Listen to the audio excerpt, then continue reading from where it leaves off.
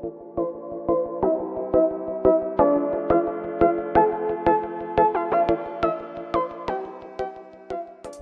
देखिए साथियों, ये मैं आउटडोर के पास आया हूँ और ये हमारा आउटडोर है 2 पीस, ठीक है।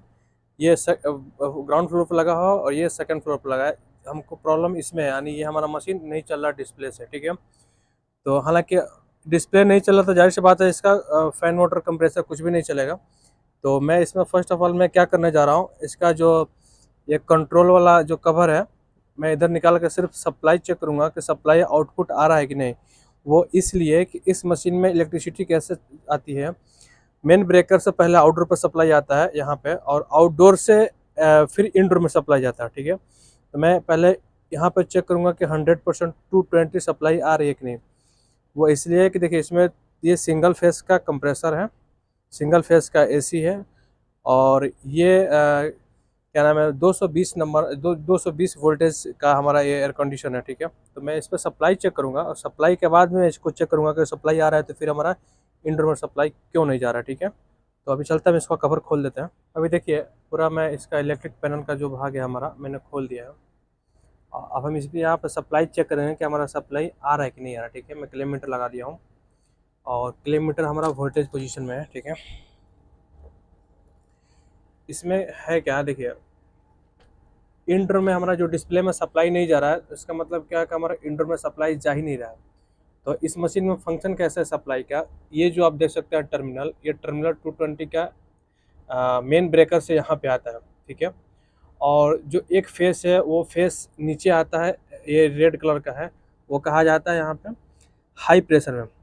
हाई प्रेशर में जाता है, हाई प्रेशर से फिर एक रिवर्स होके वो कहाँ जाता है, सीधे सीधे इंडोर में जो सप्लाई जा रहा है उसके फेस पे जा रहा है, ठीक है।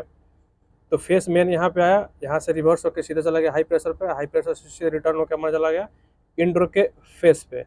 और न्यूट्रल आपका कॉमन है, न्यूट्रल ये कॉमन है, ठीक है।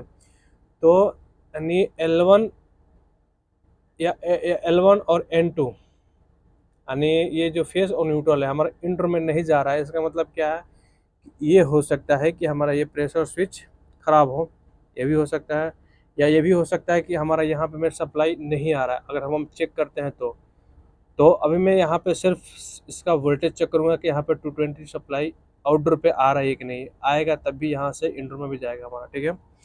तो अभी हमारा देख सकते हैं ये वोल्टेज पोजीशन में है और मैं इसका वोल्टेज चेक करूँगा। यहाँ पे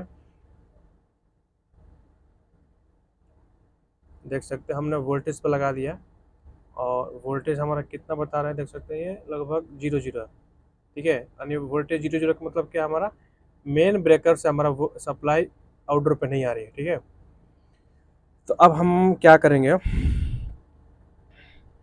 चलते हैं अभी हम ब्रेकर के पास। हालांकि ब्रेकर इसका पैनल बोर्ड के पास है, ठीक है। तो मैं वहाँ पे जाके जो इसका MCB है ब्रेकर, वहाँ पे मैं चेक करूँगा कि वहाँ से कोई ब्रेकर ट्रिप है क्या।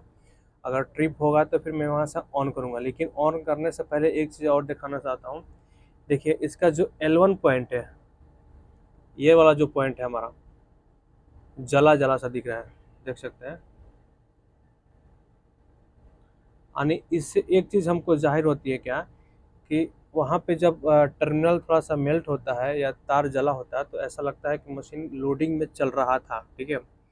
तो अगर लोडिंग में चल रहा है तो आप समझ सकते हैं कि ये कहीं ना कहीं कंप्रेसर हो सकता है ओवर हीट हो रहा होगा, हाई एम्पियर ले रहा होगा, या गैस कम हो जिसके वजह से ये कंप्रेसर ओवर हीट होकर लोड ज़्यादा ले रहा होगा, ठीक है।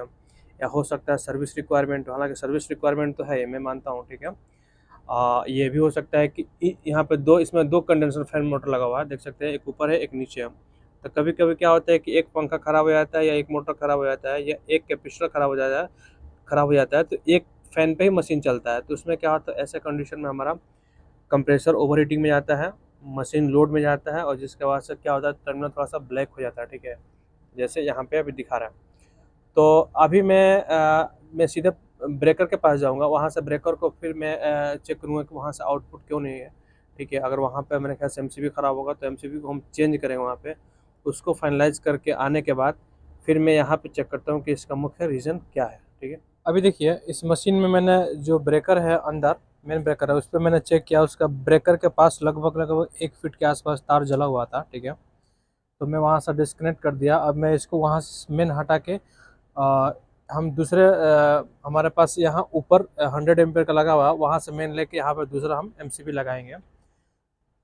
हालांकि देखिए वो 1 फीट के आसपास ब्रेकर वायर जलने का जो मुख्य रीज़न है उस पर मैं थोड़ा सा डिस्कस करूँगा और इस वीडियो को यहीं तक स्टॉप करूँगा। इसमें मुख्य रीज़न क्या है मैं देखता हूँ। देखिए कंप्रेसर जब, हालांकि कुछ दिन पहले कंप्लेन आया था कि कंप्रेसर ये ओवर हीट होकर बंद हो जा रहा है। फिर मैंने चेक किया, उसको रिस्टार्ट किया था तो ऐसे ब्रेकर ऑफ हुआ था, लेकिन फिर वो स्टार्ट में चलना शुरू हो गया। इस कंप्रेसर को 1 साल पहले मैं लगाया था, ठीक है, नया कंप्रेसर है। इसमें मेन प्रॉब्लम क्या है, देखिए जब मैं कंप्रेसर लगाया था तो इसको अच्छे से फ्लश नहीं किया था, यानी सिर्फ कंप्रेसर लगाया था, मॉडिफाई किया था, उसके बाद मैंने नया कंप्रेसर लगा दिया था, ठीक है। यहाँ आउटडोर पे देखेंगे, आउटडोर में यहाँ पे जो मैकेनिकल भाग में एक चीज़ डिवाइस लगा हुआ देख सकते हैं, जो हम लोग पैकेज एसी में या डक्टेबल जो इंडोर में लगता है, कैपिलरी सेट लगता है, ये फिल्टर यहाँ पे जो ग्रिप है, हम श्योर यहाँ पे एक मेटल फिल्टर है, ठीक है, यहाँ पे। तो इसमें क्या है कि